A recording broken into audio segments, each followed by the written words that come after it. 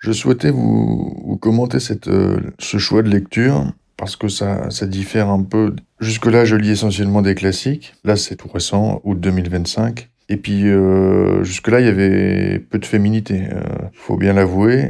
Enfin, peu de femmes, peu de auteurs femmes.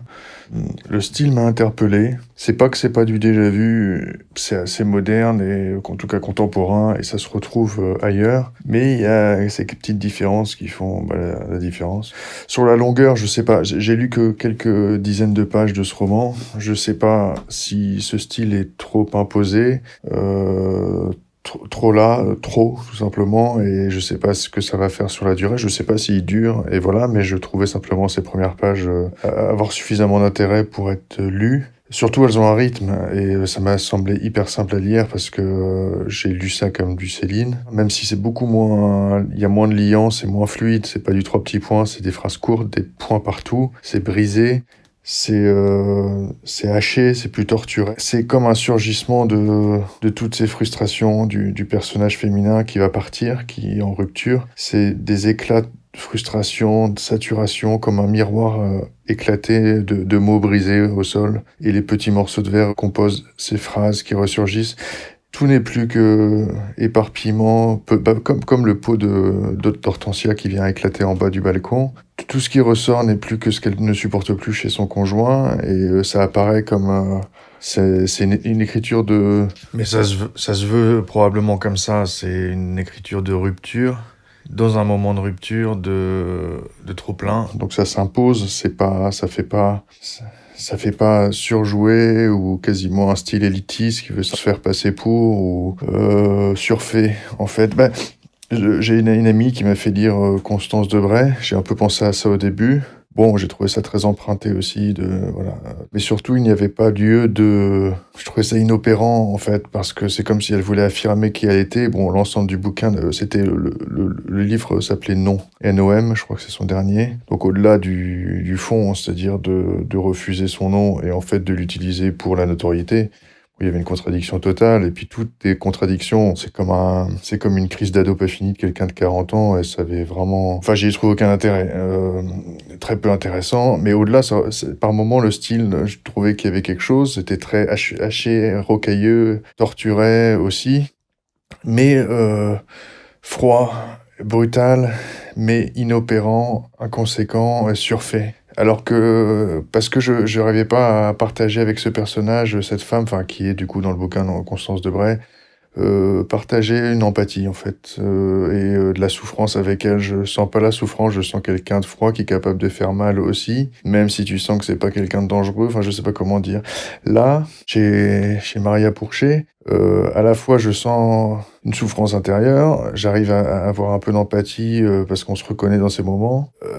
Voilà, le malaise est ressenti, on arrive à sentir le malaise, donc le style sert à quelque chose. C'est pour ça que je sais pas s'il va durer, je sais pas ce qu'il va avoir dans la suite du bouquin, mais ça opère pour quelque chose, ça sert pour quelque chose, et à la fois il y a de la souffrance, et à la fois il y a de l'humour. Et ça, j'adore, en fait, le mélange des deux, parce que ça va purement ensemble, et c'est qu'il y a il y a un surgissement encore de l'enfant. On sent qu'elle a un visage d'enfant, elle est espiègle plutôt, elle a encore cet humour, ces petits pics qu'elle place dans de la souffrance et dans des moments de saturation que voilà, elle essaye encore de faire surgir cet humour. Et c'est plus touchant.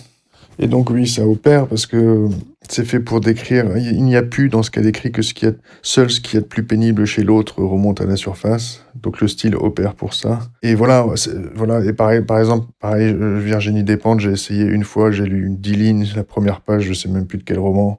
J'ai compris qu'elle voulait dire, je suis plus punk, je suis plus rock, je suis plus trash, je serai plus violente que tout le monde. Je suis écrivaine, je suis. Et comme pour Constance Debray, c'est un concours d'ego complètement élitiste qui se veut de je viens de la rue, mais qui était éloigné de tout ce qui est populaire. Et donc voilà, j'ai refermé, j'ai jamais rouvert un de ses livres. Et donc là, voilà, là c'est différent. Il y a cette petite virgule qui arrive qui aussi parle de moments plus banals, qu'on se fait pas passer pour quelqu'un d'autre, où on a une vie extraordinaire. Quand je lisais Constance Debray, je lisais parfois Che Guevara. Quand j'étais jeune, j'avais 15 ans, j'avais lu son seul livre, enfin son livre quand il est médecin, là c'est pareil, c'est un concours d'ego et un livre absolument atroce, peut-être le pire que j'ai lu. C'est nul à chier, c'est des voyages, il va faire ça, il croit qu'il est intéressant juste parce qu'il est lui et il a un ego.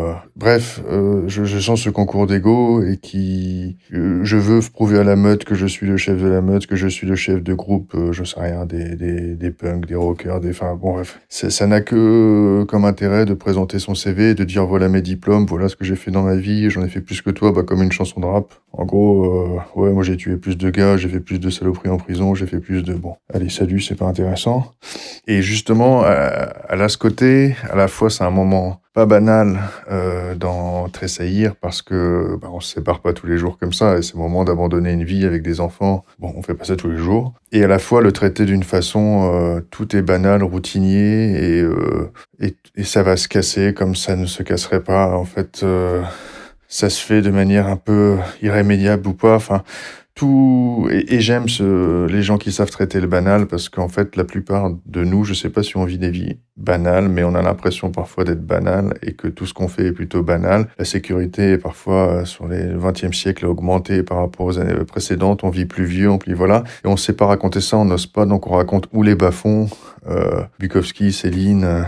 Tout ce qui est trash, on va raconter les bas-fonds de la société, ou alors les élites, on raconte tout ce qui est 16e siècle, la Pléiade proche des rois, ou alors, je sais pas, Fitzgerald, aujourd'hui proche d'Emmanuel Macron, d'Ampoli, j'ai plus son nom, Giuliano d'Ampoli. Voilà, c'était toujours le grand écartement entre ce qu'il y a de plus bas, allons dans le crade, allons dans le dangereux, et ce qu'il y a de plus haut, les hautes sphères.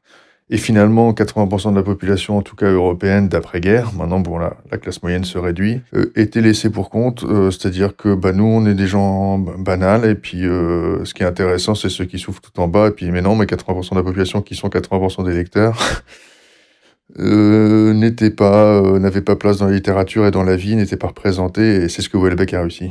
C'est de dire, je vais prendre les vies les plus banales, les plus soi-disant médiocres, et qui ne sont pas à raconter parce qu'elles intéressent personne, et je vais faire scintiller ça, et je vais montrer qu'il y a du scintillement, il y a de la brillance, et si on sait raconter, toute vie peut être un roman. Mais encore faut-il savoir raconter. Et c'est encore plus dire en évitant tout style ostentatoire, bon là comme je le décris, parce que quand on impose un style, on se fait vite reconnaître, et même si ce style sert à rien, ça donne une couleur, ça donne une parure, ça donne un joli manteau. Et ce qui est plus dur, c'est d'éviter tout style ostentatoire, d'essayer de dire au mieux, parce que là, on met à nu ce qu'on a à dire. Et quand on n'a pas beaucoup à dire, on fait beaucoup de style. Parfois. Bon, Céline avait beaucoup de choses à dire et il forçait beaucoup au niveau du style, mais ça faisait plus qu'un. Entre son style, le fond et la forme ne faisaient plus qu'un au fond. Mais au plus on évite le style, au plus on s'expose sur ce qu'on a à dire. Et je pense que la première chose, c'est d'avoir quelque chose à dire, évidemment. Donc si on évite un style trop forcé, on s'expose d'autant plus et le risque est d'autant plus là. Pour finir... Voilà, moi je ressens chez Maria Pourchet là cette souffrance, ce malaise, elle le transmet bien et elle déthéâtralise, elle ne cherche pas trop à théâtraliser et en même temps, à la fois partir est un choix banal et c'est un choix immense. À la fois c'est banal aujourd'hui parce que des gens qui se séparent, c'est la majorité, c'est la conformité, c'est le conformisme d'aujourd'hui. Pour finir, en fait, elle fait de ce moment quelque chose d'à la fois banal et vertigineux. Le fond est banal, ce qu'elle décrit est banal, et le style qui prouve un état de saturation qui remonte à loin et de rupture imminente est vertigineux. On pourrait dire qu'elle est ça pourrait être une description sous drogue, en fait, sous calmant. Intérieurement, elle est émiettée, et la routine continue autour d'elle, et donc le style le transmet. Et donc elle rend ce moment à la fois banal et vertigineux. Oui, dans le banal des gens, il y a du vertige, il y a du magique, il y a du tragique. Et dans on pourrait dire la majorité silencieuse, il n'apparaît pas. Et pourtant, il est là. Et j'aime les écrivains qui font ressortir ça. Voilà, à bientôt.